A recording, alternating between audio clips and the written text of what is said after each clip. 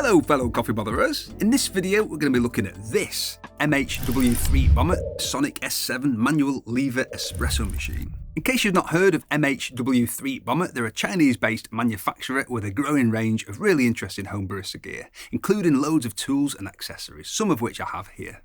If you're wondering what the name is all about, as I was, the MHW stands for Makes the Heart Warm. The 3 is for the 3 founders, and they tell me the bomber reference comes from their intention to disrupt and redefine the coffee industry with their products. So there you go. I bought all of this, by the way, other than these accessories that come with the S7.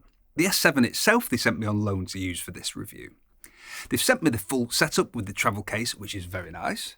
Why you'd want the full kit with the case, by the way, I'll talk about that a bit later, because even if you're thinking that you wouldn't need the case, I think you actually might.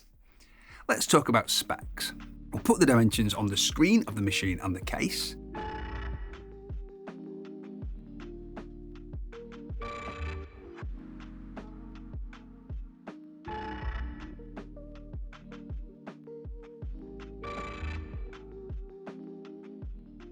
The main body is one piece, thick stainless steel. The lever handle and portafilter handle are walnut. It has a mechanical pressure gauge, 80mm brew chamber that will actually take 110mm, more on that shortly, and a removable drip tray. E61 compatible 58mm group, shower screen and portafilter. What comes with it? If you're just buying the S7, you literally get the machine and the portafilter. If you buy it with the full kit though, about an extra £100, you also get the travel case, a 20-gram deep extraction basket, metal shot measure, distribution tool, calibrated click tamper, group brush and barista cloth. I really like the tamper. In fact, I think it's one of my favourite tampers so far, and the distribution tool is really nice too. The bottomless portafilter is great quality, and if you happen to have an E61 group machine, you'll be able to use it for that as well if you want. If you look at the cost of these accessories, and my maths is right, which it might not be, you're getting more than £100 worth of gear for the extra £100, which means basically if you buy the kit, the case is free. And I think the case is great. My first thoughts when I saw the case online was, come on, I'm not going to take that on a hiking trip, but I was missing the point. The point is that you have a really solid container for your machine and all the bits, all with their own specific slot, which makes it really convenient to take to the office, take it on holiday and so on. And for the relatively little extra, I think having it with the case would probably be a good idea in terms of used value, in case you decide to sell it on in the future. I always take an espresso machine on holiday with me, obviously, and although it's not a big deal to pick up the machine and slap it in the boot, the issue is all the bits and pieces. Have I got the portafilter, the basket, the tamper, the distribution tool and so on? And if I have, they're normally rattling around in a bag or inside the water tank, for example. To have a case with a slot for everything so you can tell at a quick glance if there's a tamper-shaped gap, for example, I think it's very convenient. The other tools that I've bought are all really impressive too. I won't go into them all here as this video is about the S7, but I will say from using all of this stuff from MHW 3 Bomber, I'm really impressed with what they're producing. I'll now answer the most obvious questions. What's the espresso like? Let's pull a shot and find out. There's just something really special about lever espresso. I find that when I'm even close to being in the ballpark I've been dialed in, there's something really unique about it versus semi-auto espresso. It's mainly about the body, I think, but it's rare for me to pull a shot with a lever that I wouldn't want to drink, even if I haven't nailed the extraction.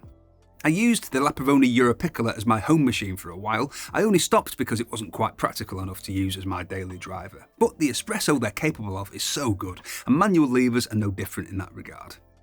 To me, the espresso I've tasted with the S7 is exactly what I'd expect from a traditional lever machine like the Europiccola. It has an E61 group.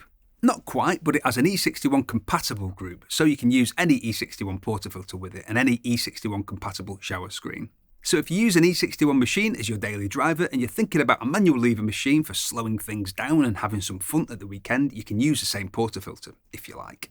This isn't the only manual lever machine this applies to, by the way. The Flare 58 and 58 Plus is also E61 compatible. What's it like to use?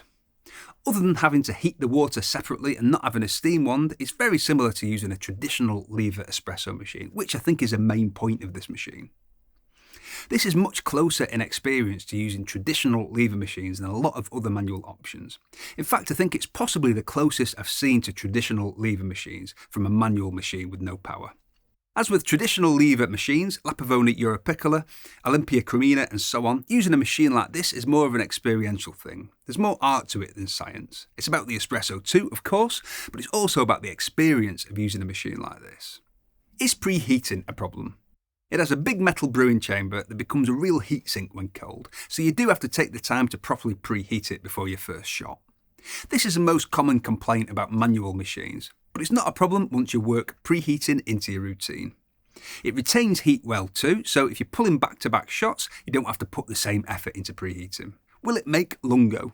I always think about lever espresso as being ristretto or normale, but this will do longer shots if that's what you want.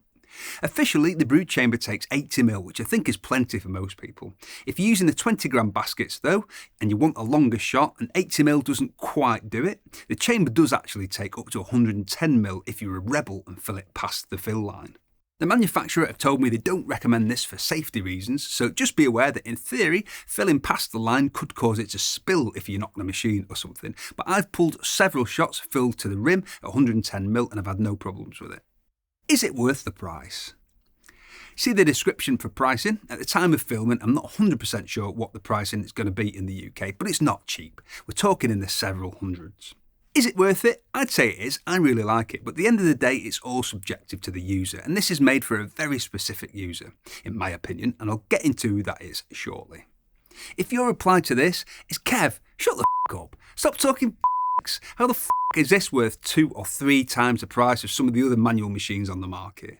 Then my first reply would be, wash your mouth out. There's just no need for language like that. There might be kids listening.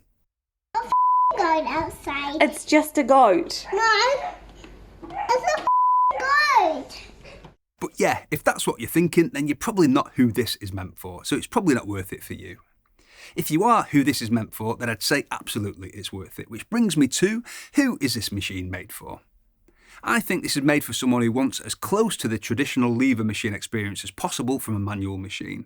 Someone who wants to spend the time and experience the ceremony of using a traditional lever machine in addition to having the ability to create great tasting espresso.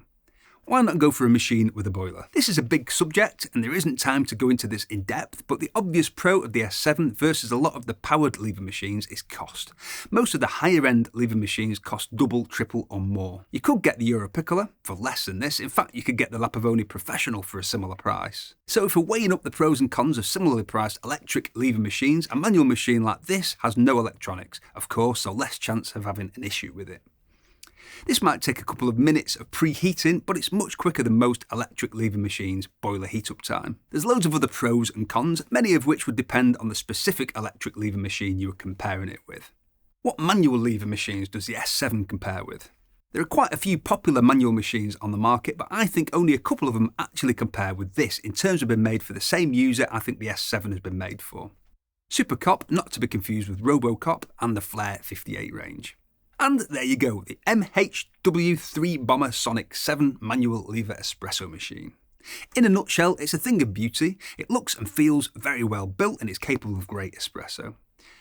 The travel case isn't exactly small, but I think it's really useful. The fact that it's E61 compatible is great from a portafilter and shower screen compatibility perspective, and using it is great if you like really taking your time and savouring the experience as much as the espresso. Coffee Cave's comment of the week! User SJ7XV1 says, okay, it tastes nothing like real cream, not even one bit. Cream comes from cows. Oat milk comes from oats. Yeah, you're right. You Thank you very much for watching, and if you think coffee is and you enjoyed this video, we've got tons of content about how to make better coffee at home to take you from beginner to home barista. We've got reviews and how-tos on the most popular machines. If you like the sound of that, click on my face to subscribe. Tatty Bye. Stay out of trouble.